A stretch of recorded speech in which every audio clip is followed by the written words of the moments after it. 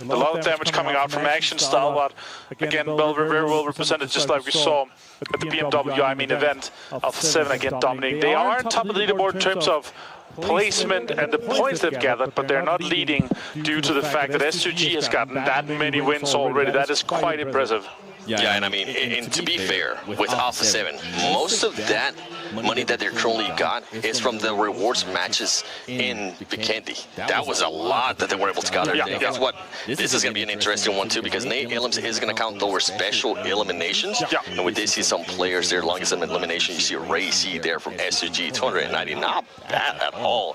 Now, as we are looking at the map here, I do see S2G being really close to Deadeyes. And then it looks like they're on either side as well, so they're kind of sharing the town east side of the river flowing through in that situation, as you're pointing out. Now, Monkey at the very top of my 10 mark, hot dropping or at least contesting Rad, and you can see Rad, they're like, oh, there's guys here, they're staying in their shoots, they're moving further east.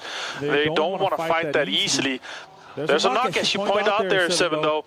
It is on S2G and Deadeyes guys currently in Penang, and I see them pushing over. They could already be getting into some action. The rest came off really quickly.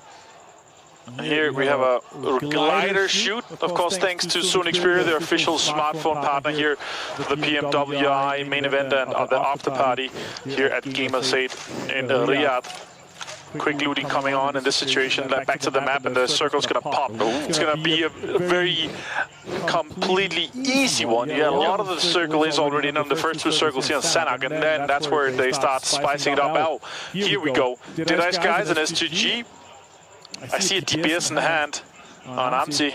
And S2G was able to pick up their players that was knocked, so that's good for them. They're not going to have to back up, and we're talking about a damn one Kia. So quiet. Only looting towards so quiet. I know. Yeah. Sanak, it's so quiet. Where's all the hot drops? Where's the crazy action? Oh, I want to see something in boot camp and see hot drops, but nope. They are just chilling everyone right now. Again, you have to remember, we are going from 18 teams over to 12. There are 6 less teams in this situation here. That's quick math right there, right? able to knock that out of the park. That's obviously clever. And John is sitting in the back just, clapping. That was amazing. S2G still under siege voluntarily with Deadeyes guys, and they have... Deadeyes guys were the aggressors. They moved across from the east side of the river to now be chilling out here, and it's obviously super important. The first elimination is getting a lot of money on the board, $2,000, and the first wipe is $5,000. So just that alone is $7,000. And something that the viewers weren't really able to see is that Freak from Nima Galaxy decided to back off a little bit. He was looting really close there to the S2G guys, and I think he didn't hear anything. I think he heard all the commotion stop like you were talking about. He's like, you know what, I'm just going to go back to my team. I do see Begatron staying very close towards the east of Payne, and if they position themselves, I mean, we've seen it over and over again, especially with how the circle has been sped up and a completely different style of game here. You were talking about it, only 12 teams. Some of these teams are going to have so much room, so much space to do stuff that they're just not used to doing, and position themselves in situations that usually they might not be able to position themselves in. It's going to come down to who is going to get that first knock. I mean, that first elim. I really thought it was going to be somebody from Deadeyes. We're moving towards 5 minutes, 7, and I cannot believe that all 48 players and 12 teams are alive. I cannot believe it. Where's Sanok? I felt like last week we had already maybe had like... Hey, there you go. Oh, guess what? Ray being able to get a nade. Is he going to try to get the finish? Oh, Deadeyes being able to get one of the other knocks. Who's going to... Oh, actually, you know what? Deadeyes being able to get the first elimination on S2G. That's going to be huge for them. And now, are they going to decide to continue on this fight, or are they going to decide to back up? This is going to be interesting. As one of the Deadeyes guys is running away. S2G Silence getting spotted from the off angle. And Hamsi getting a knock on Shifu. How is Deadeyes going to be able to recover from this Avenger? The question is, do they just commit to the fight or disengage? I see DPS in hand here of Hamsi. Anyone pushing him right now is going to go down. Colsey with the nade in hand, going more special eliminations in this case. Oof, that could have been a big one. Popping some energy. No vest here on Turlov. Another one helmet only. These guys are fighting with scraps. They really are. S2G is going to be throwing this molly. Is this going to end up hitting? On point. It is going to end up hitting. He is hurting. Guess what? Silas is going to make the push with the EDS. Can he get the knock? He lays down. He does end up getting the knock there on dead eyes. Turkish teams are just on a tear right now. I mean, congratulations, SGG. You guys did end up losing a player, and one of the other players is currently down. But right now, you guys are looking hot, and you guys are getting a lot of money and a lot of those match awards. But as I say that, I might be able to curse it, because guess what? Dead eyes, sir, coming back, getting a knock. And as we're seeing this fight go on, Lord does end up getting an airdrop. And as I was talking about Next Galaxy, they are going to be pushing this fight. They were waiting for some commotion to start happening, and this is what happens with the new style. Third parties are going to be a lot easier for some of the other teams. That's it for S2G. How the tables turn right there. Nick Galaxy just pushing in and just wrapping that up. That is crazy, bro. Pushing in. They're trying to take advantage of this Deadeyes guys situation where the wrestlers are coming off, but they don't have enough information just yet, bro. Hamodi trying to pre-clear some of these corners. They don't fully know just what is going on right now. And Lord, with the airdrop that he was able to get, he is going to have a Groza at hand, which right now, with the way this fight is looking to set itself up, it's going to be massive for that team. Here we go, Enigma Galaxy. I think they have realized that they're going to be up there. Oh, Trulov decides to just stop him. He gets 2 knocks. Can he get the third one? Headshot with M4. Turn the table just a little bit now. And it's a 2 versus 1 in this situation. Freak Hamadi has to push Turlov. Turlov immediately going for the rest of Tachari. Hamadi around the corner. Oh, that's a good molly. That's good. Really be finishing that off. Char's going to go down again. Turlov on fire. He's going to be burned alive. Really well executed by Nick Galaxy in this situation. Super well thought of third party. Great Molotov, great patience out of Enigma Galaxy there, but I feel like I have to give some credit there to Trulov, because, man, he was able to hold him off as long as he could. He even tried to pick up his teammate, it didn't end up working out. Wow. What a third party by Enigma Galaxy. That was great to watch. Plus, they're able to get another drop as well. That's $1,000 for them for the first drop. The question is if there's other drops, or if they're able to get another one, they're able to secure the most drops gotten here. We see Vampire Shrevs, the 4X on the M4, looking towards Stalbot to see if he wants to get involved. But right now, they're just holding on to that center.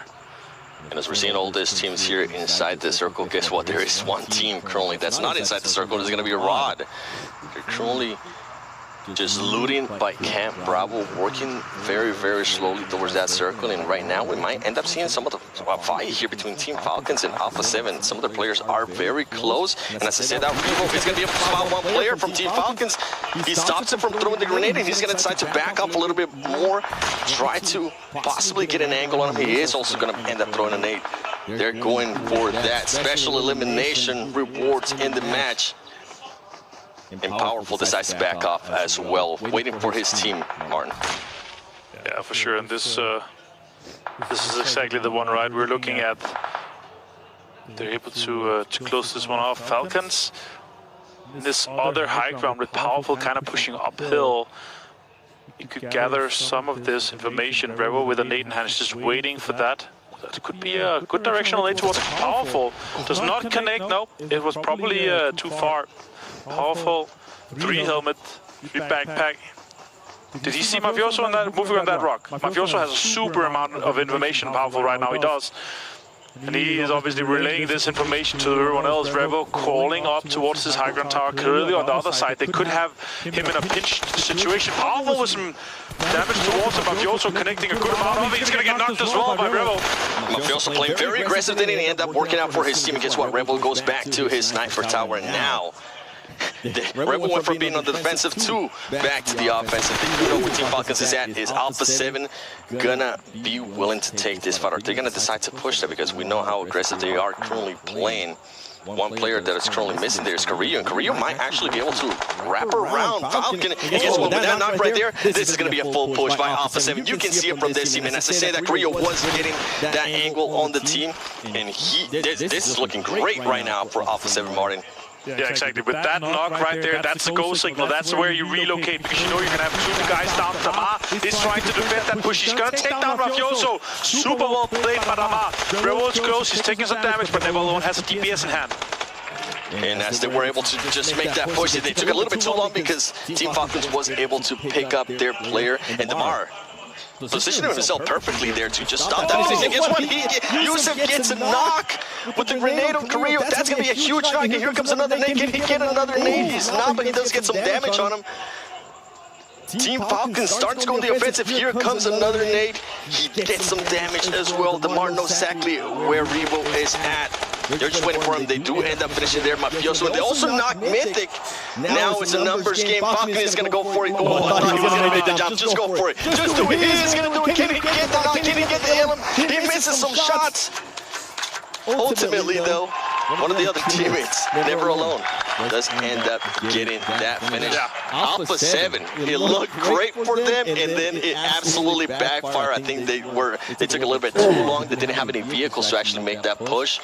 And the way one of the players there from Team Falcons set themselves up just to see what was going to be coming over that ledge. It's just a perfect bait, right? You're sitting there, oh, we get a knock, all right. Get the shotgun sound, Saiga in hand, DPS in hand, they push up, get close. Forever Alone pushes out Damar with the high ground takedown on to Mafioso, which is super well executed. Top push shots in towards 7C. He's connecting with action as well. Two of the top fraggers is really good at connecting those shots in that distance. Top did go down. Vampire Esports actually getting into the action there. Yep. Between Star Wars Esports and 7Cs, being able to get a knock. And now guess what? They're going to be pushing into 7Cs, trying to get that third party, trying to get those team eliminations for the match rewards. As Star Wars Esports is able to recover that player that was knocked down. Vampire Esports playing it slow, waiting to see what 7Cs is going to be doing here. They do have the numbers, but we've seen that that does not mean anything. As earlier, Alpha 7 had the numbers, and Team Falcons eliminated them. Stone pulling out the UMP. There you go. Troy being able to get a knock. Now this is the push that they're going to make. Decide to go inside. Spray God just waiting, healing on the corner. Is he going to get spotted? They have not spotted him yet. He's actually being able to get a knock. Is he going to be able to get another knock? He's not able to get a second knock there on Vampire Esports. Vampire Esports being able to finish up that team without losing any players. Yeah, that should be another situation for Star Wars to just push down and take control of that, because they can capitalize on two knocks. They're just, I feel like they are thinking we're just a little bit too far away to get close enough to do that, just that. And Vampire now, all four guys standing, four guys strong. Pika has moved closer, top still on this rocket. They have a good amount of physical cover they can work with.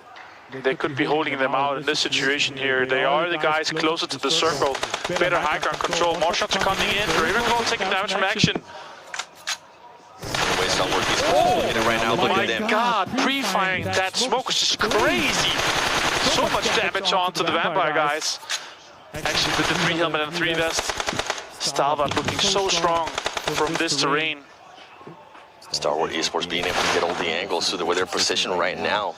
If I'm not mistaken, one of this players from Star Wars Esports is actually starting to make a bit of a rotation on the other side of Vampire Esports, trying to get just a cheeky angle on this team. And Vampire Esports right now is just in a corner. I don't know how they're going to be able to get out of this. The only hope that they would have is that some other team comes up behind Star Wars Esports and distract them. And I don't think that's currently going to happen with the way that these teams are set up. I think you're right in that situation. Damar and Gia on screen, R8 in the distance. Fabian moving in closer. He's going to be close to R8. Shots coming out. Stockton is not going to be able to connect just that, but the support from Damar and Gia in the distance is good, and he takes some damage. Now circle is closing here, and this is where the action really comes into effect here, because this next circle is going to be a small one. There's going to be some moves that's going to have to be made. Nick McAllister is still in Pai Nang. Bigtron has gone into Quarry high ground. on that center hill. So if they have a good shift for them, they could be looking at a lot of eliminations. That's a good shift for them actually, and Falcon is going to be on the east side of the quarry, Barat on the northeast side, and R8 is going to be on the northwest side with Bigotron on that west side on those compounds. They're going to be moving in closer, potentially with a 2-2 split, I could imagine, if they want to be greedy, or if they want to stay close, it could be a full foreman in that northern compound close to the road. Yeah, and with that rotation now becomes a question for Star Wars Esports. How long are you willing to wait for Vampire Esports to actually make a move? Yeah. Because guess what? Vampire Esports is realizing that they were in a tight spot, and they're now deciding to back off, try to get a vehicle, and try to find another route just to get out of there. And I think Star Wars Esports, at some point here, they got to decide, okay, you know what? It's time to back off a little bit more, maybe reposition ourselves. Right. And they need to be careful too, because Scree is currently very, very far away from his teammates. If he does end up getting knocked, he's just going to have to get eliminated. And guess what? Vampire Esports Stone knows exactly where he's at, and he's going to be relaying that information.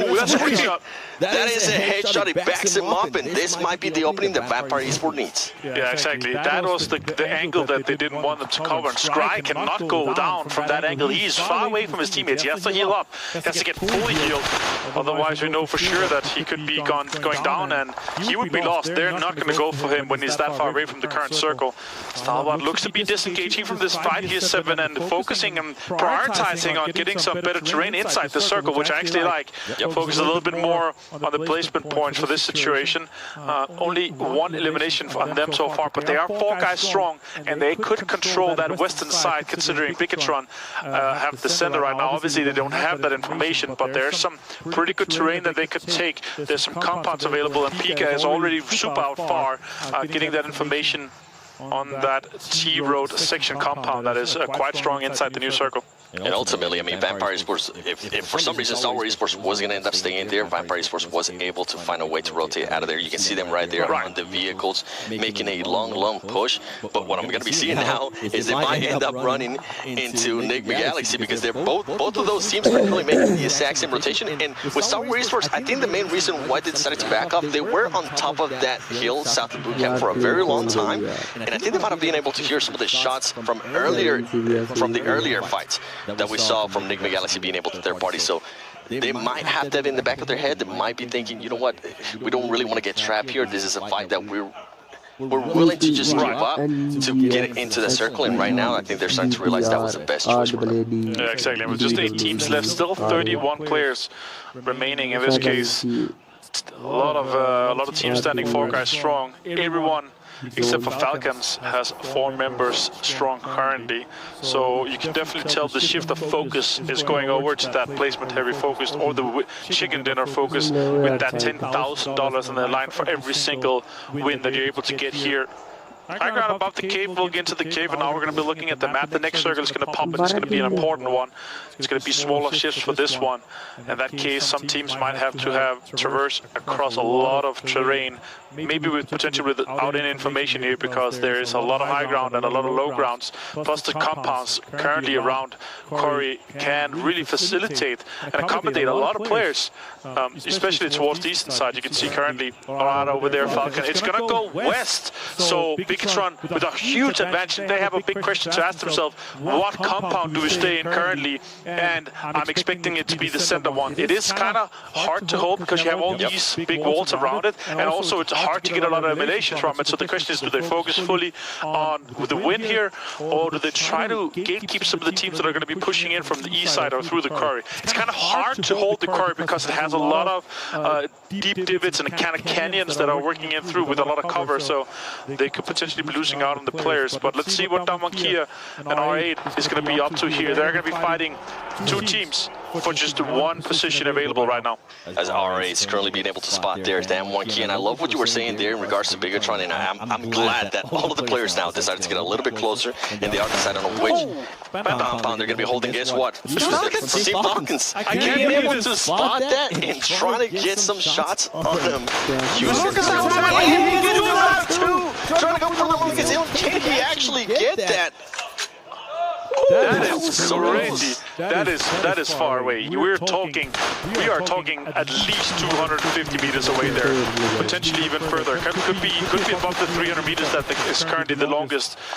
I don't think he's going to be able to confirm, but Smokes and he's trying to tap with it. Falcons also themselves have to move, but Yusuf have gathered a little bit of information. They could potentially go into the car now. Damonkia on screen, the Rad on screen, and they're going to have to fight for that northern side of that quarry, separated with that high ground road. I'm intrigued what currently Team Falcons is doing there. I feel like they're just waiting a little bit too long. Maybe they're trying to see more commotion happening within the circle. Potentially, yeah. Yusuf have enough information. He could potentially just hold that compound high ground, then they will move into the quarry. So he's kind of the information gatherer right now on his screen. Here comes the grenade from Lori. Is he going to be able to get that finish?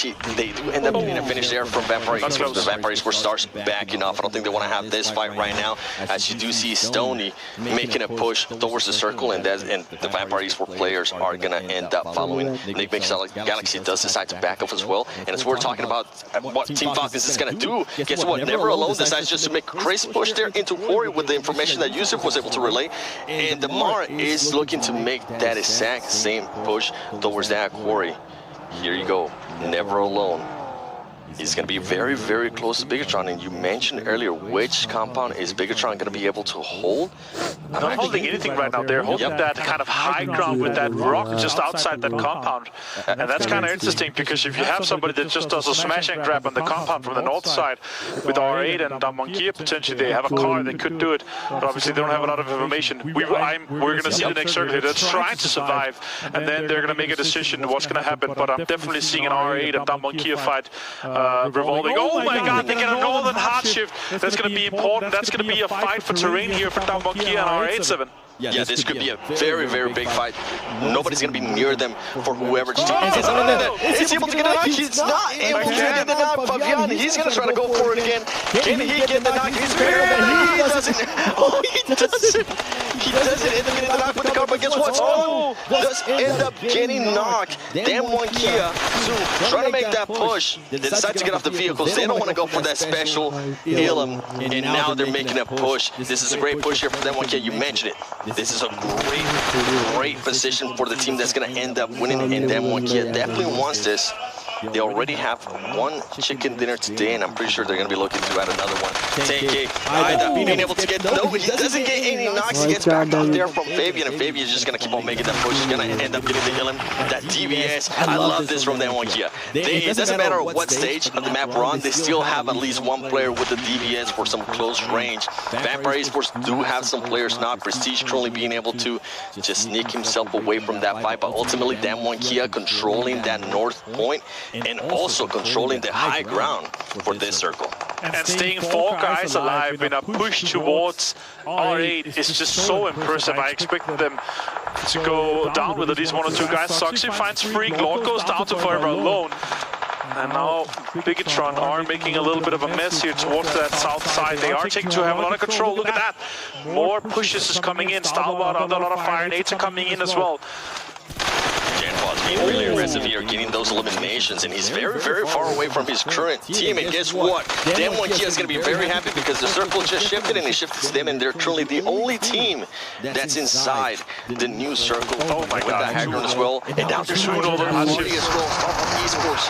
Bigatron sucks. He's going to be able to get the knock. He does get the knock there. Summer Esports does end up getting eliminated.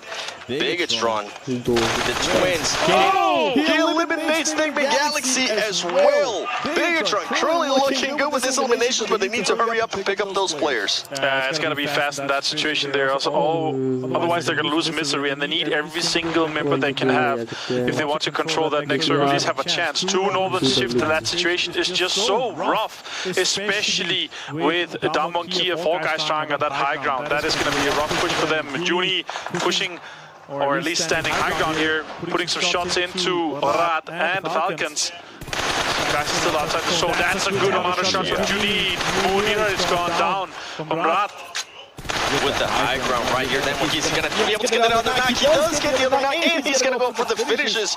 Juni just putting himself in a position that he's going to be able to acquire a lot of points for his team. Damn more kill with the 2-2 split, but right now it's working wonders, and I love that they're going for that 2-2 split. Team Falcons, you might want to make a push to that circle because it's different. We're not back to last week, and guess what? Juni does end up getting the finish on one of the players that he knocked earlier.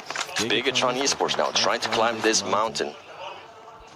Damn one Kia does continue to have that 2-2 split, and they need to be careful because one of the players from RA is still alive and very, very close to them. Rad has been really quiet. Yeah, super quiet. Oh my god, they're just next to each other. Rad heals him with the UMP, takes him down. That's another elimination for them. But Rad now have given the information to everyone on the high ground. The next circle has shifted as well, and it's insane. It's gone northwest towards the monkey once again, back to back high ground. Hard shift, it's crazy. They should be able to hold on to this. They should be able to. Bigatron has 3 guys strong. They could make it the big dream happen here in this case. If they do make a push to the Demon Kia guys that are currently by themselves outside of that circle, this could be huge for Bigatron. But I think right now they're just so focused on the guys that are within that circle. Demon Kia decides to back off. Judy, Forrest, you can see them right there. They're like, okay, I think it's just one player over here. I think it's just going to be 1 point. And they're going to back off to try to hold off the teams that are going to be coming into that circle, which is going to be Bigatron. Bigatron laying down Luxy, Suxy, and Misiri still alive, trying to get some spot. You can see Rod right there. They've been quiet. He's going to get spotted by Juni. Can he get this knock? He is going to be able to get that elimination. 11 for them so far, 7. That is so impressive. The question is, can they hold off? Bigatron guys, we see Suxy jump out, Juni goes down, and Suxy could be pushing on to this rocket, take control of that. Fabian trying to defend. Suxy goes around, Fabian also puts a lot of damage, more pushes coming in towards the play. Oh, Misery goes down, this is huge. Suxy putting in more damage, takes down Fabian. Suxy getting the knock right there. Now it's going to be a 1v2. Can he pull this off? He does have one Molotov. He's going to make the other player push up. Forrest, perfect. Does it hit? Oh, it doesn't hit. It does back him off soon. Throwing the grenade. Is this grenade going to hit? Oh, barely 2 HP for Suxy. They're going to make the push. Can he get the knock? Forrest going with the high ground on top of that rock. Back up, but guess what? It's too much. It's too much. That DBS is just too much. And guess what? Who's going to be happy right now? Team Falcons, because Team Falcons actually decided to continue on with that Hail strat, and it worked out for them. And now DeMar's trying to see if he can maybe get an angle and possibly get some elimination points for his team. I doubt it. He has 5 more first aids, or 4 more after that one. Song could be looking at his general direction, but Damar is slowly walking towards that circle. Has to constantly heal, move super slowly when you have this first aid popped. Song does try to molly some of these angles. Damar, he knows that he potentially is second place already, or he's quite sure. He has 3 helmet and a 3 vest, could potentially get 1 down, but there are 3 guys alive. There's absolutely no chance that he survived this one. But it will be 6 points guaranteed for Falcons after this heal strat. Working up, and now we see a little bit of dance, no more. He's going to deny the points. Super well executed by Falcons with the split strategy after that. But that means Damwon Kia takes the chicken dinner at $10,000. That 24 points, and you said the $10,000, I'm pretty sure they might have taken also some of the other match rewards because they eliminated a lot of teams with that 2-2 split that they had with the high ground that they had after controlling,